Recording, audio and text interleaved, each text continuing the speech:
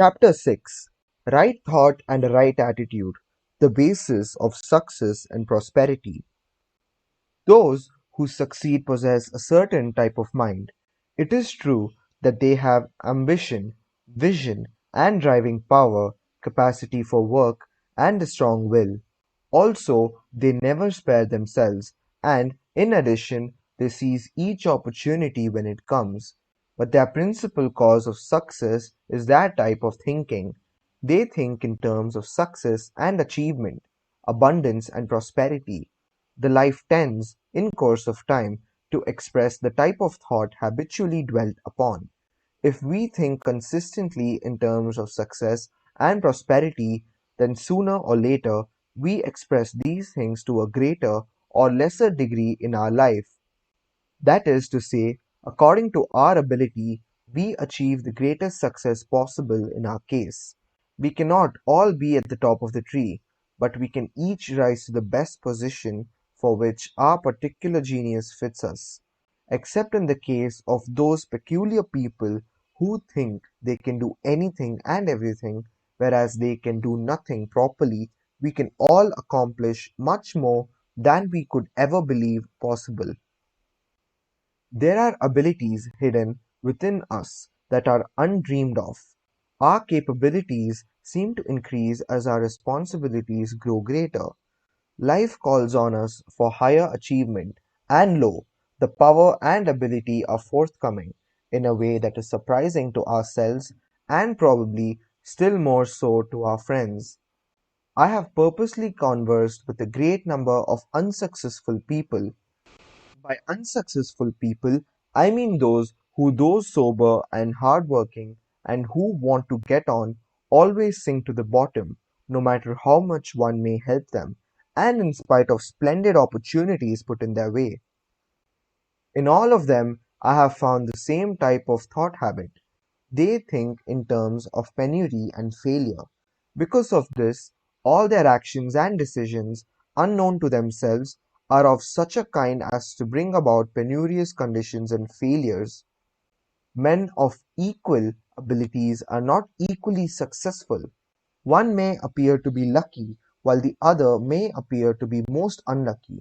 But I am convinced that the cause of the difference is to be found in the mind. The one has a fixed idea of success and achievement, which acts as a center around which his thoughts, both conscious and subconscious, revolve, while the other has a fixed idea or fear of failure around which his thoughts continually turn. The one is energized and inspired to successful achievement, while the other's efforts are undermined and his energies sapped by a hidden idea or fear of failure and ruin. Now, while it is true that one may be born with a successful type of mind while another may inherit a failure type, yet it does not necessarily follow that the latter must always remain a failure. His type of mind can be changed. In order that this may be accomplished, he does not have to enlist the services of an expensive mental specialist or practitioner. He does it himself by a change of thought. By changing his thought, he gradually transforms the fixed idea of failure into one of success. The attitude of the mind is changed, and the thoughts are trained to flow in a new direction. This, in time, changes the whole man, so that he rises like a cork in water instead of sinking like a stone. He comes to what to him is the top of his profession or calling instead of gravitating to the bottom.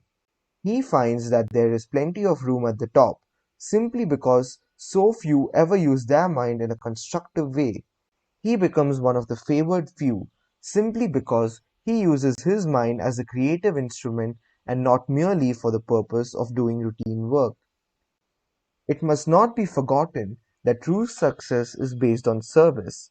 It is only by our cooperative help of the world that we can ever find happiness, and this is in itself true success. Money and fame are useless if they fail to bring happiness and satisfaction. Service and cooperative helpfulness bring the truest and most lasting success. Combined with efficiency, They make us indispensable in our particular branch or calling. Sooner or later, quality of character tells its own story. Those who rise rapidly, laughing at such things as service, integrity, etc., generally go down later in ruin and dishonor. Therefore, our thoughts should be not merely of success and achievement, but of service and helpfulness. We should not think so much of what shall I get out of it and how helpful can I be, for all solid success is based upon the extent of our helpfulness to the community. The more helpful we are, the more indispensable we become, therefore, the greater the reward as a rule. Apart from all this, the fact remains that thinking in terms of success and achievement at the same time maintaining a consciousness of abundance and prosperity tends to attract these things to us. The mind is creative to a degree undreamed of by most people, and our thoughts attract things to us after that kind opportunities for achievement and more abundant circumstances on the other hand, or failure and lack on the other. The inner cause of successful achievement, then, is in the mind. Instead of allowing it to wander anywhere it pleases, we have to train it to think constructively. While others are spending their spare time foolishly, we must, on the contrary, compel the mind to think positively in terms of achievement. We can hold an ideal in the mind continuously, around which the thoughts will resolve, naturally and easily. Constructive thinking such as this compels us to work and strive, while other people waste their time in pleasure. It is no hardship, however, but a great joy. It arouses our enthusiasm, after which every task becomes comparatively easy. Sooner or later, just when we are ready for it, opportunity comes our way, just as surely as the rising and setting of the sun. The law is infallible. When we are ready, the opportunity appears. In closing this chapter, may I give one word of warning. Success is liable to become our master and we its slave.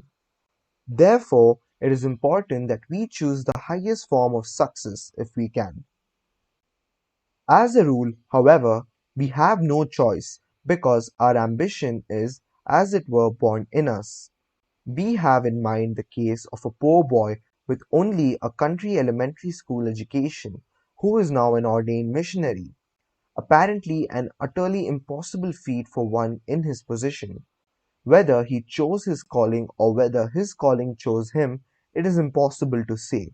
But in either case, his life to toil, self-sacrifice and service, though it means weariness, fever, poverty and derision by the world, will bring him the truest satisfaction. He is most truly successful who finds his success in service and in trying to make the world a better place for others to live in. Then it does not matter if his success does become his master and he its slave, for such slavery becomes the highest joy and gives the greatest satisfaction.